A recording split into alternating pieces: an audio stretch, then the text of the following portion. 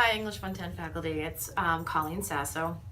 I was going to write all of this down, but it's just so much easier if I can just speak it. So I apologize for the video, but I mean, we're moving into a technology world, right? So we have to start communicating with technology. So anyways, thank you for watching this. And my email centers around, and you'll see in the email that I send that I've given you some central documents to English 110. I know many of you went through the workshop this past spring. Many of you are on the Blackboard site for English 110, and I just want to, and you still are. I just think there's a lot of materials up there, and so I wanted to rise some of the materials up to the surface. So English 110 right now is operating from some central documents and places. One is the Integrated Research Essay Guide. This is what we've put together to sort of guide the semester-long research essay that we are all teaching at this point in English 110, right? I put this up there just so you can see the basic concept of this model. Do you have to use the modes that I use or that other instructors are using? No. What's important about the guide is that, one, they are moving through different databases for each of the short sections, that they are writing short sections of the research paper the entire semester, that they are still practicing some of the basic modes we use in College Comp. For me, that's informative, compare, contrast, cause and effect, argument, and then solution, right? So the Integrated Research Essay Guide shows you sort of this idea that the semester-long research paper starts with a conflict and ends with a solution. And what happens in the middle is that the students are examining both sides of the conflict and then coming to a reasonable stance that's well-informed, that becomes their argument paper, and then after they've defended a side, they're looking for a way for those sides to compromise. This is kind of what the conversations have been evolving around with English 110, is this idea that they're working on a problem solution paper with a contemporary topic, and these are the modes we're sort of walking them through, right? So that each section of the research paper, they are still it's still kind of being used the way we did any short essays in this class, which is they're probably writing multiple drafts of it, but that they're all interlocked into this one semester-long research paper on one topic. And we've heard lots of feedback. I'd love to hear more, but for right now, we're still moving forward with this model. Okay, so there's that piece, the Integrated Research Essay Guide, which should be shaping the research essay for this semester. Then there's the library guide, and I feel like not enough instructors were keyed in on using this last semester, and I just want to put another plug in for it. We've worked with the librarians. We've tried to flex this library guide to some of the feedback we've gotten. The library guide is really important because English 110 now has to have a significant research method component to it. The students really should be learning sort of these 5 basic databases. And if you are not familiar as an English 110 instructor with these databases, we have to start getting familiar with them. It's not, we need to know how to navigate all of what's out there for electronic sources, but what we hope students acquire in English 110 now is sort of a basic navigation of about 5 different of these electronic databases that the library offers.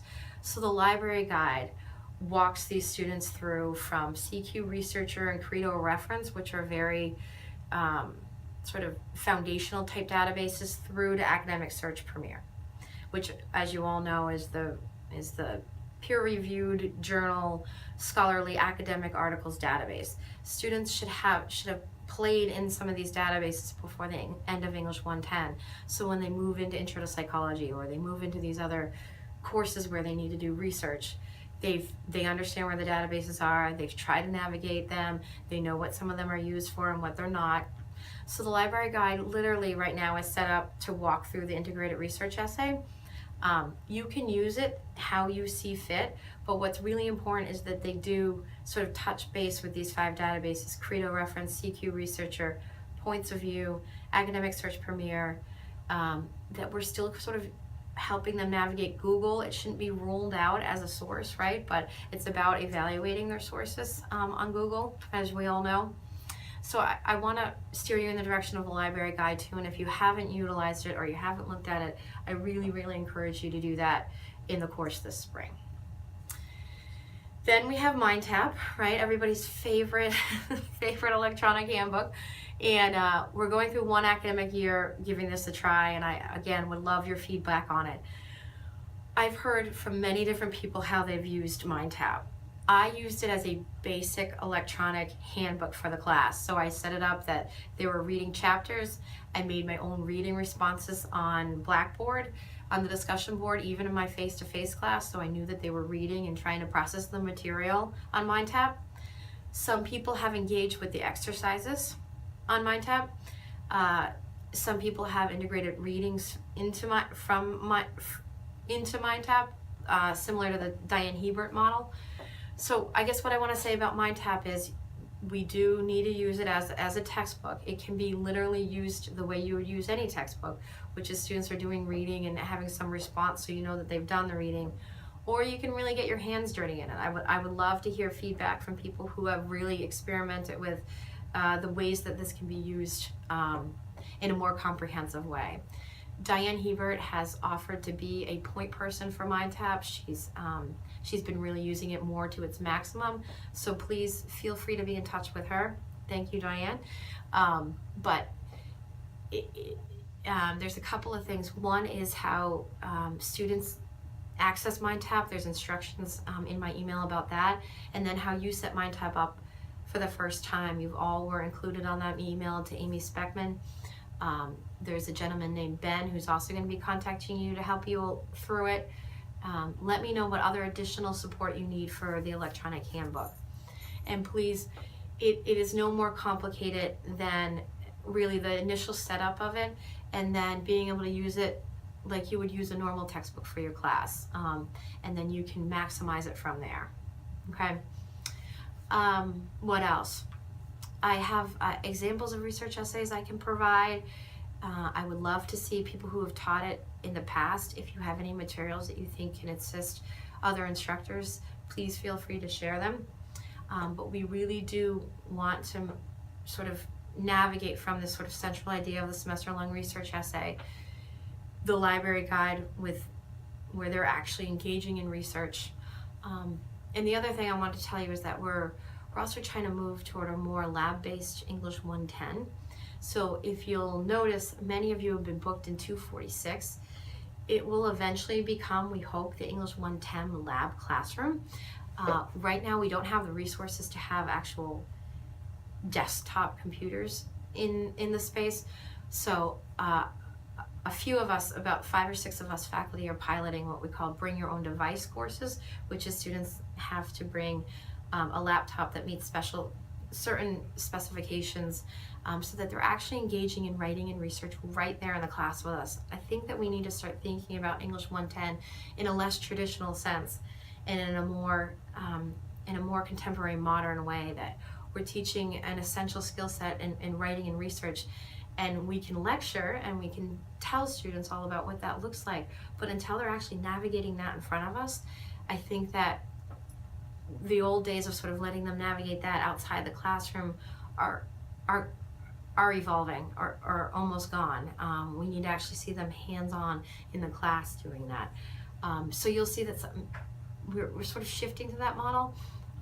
Right now, even if you're not part of the pilot in English 110, absolutely have students bring laptops, have them engage in the writing and research process in front of you.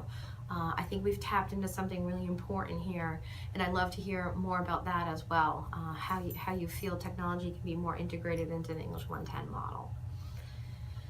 So if I look a little crazy, I apologize. It's been a really busy time, but those are the things I wanted to share with you about English 110 right now. Please feel free to be in touch with me.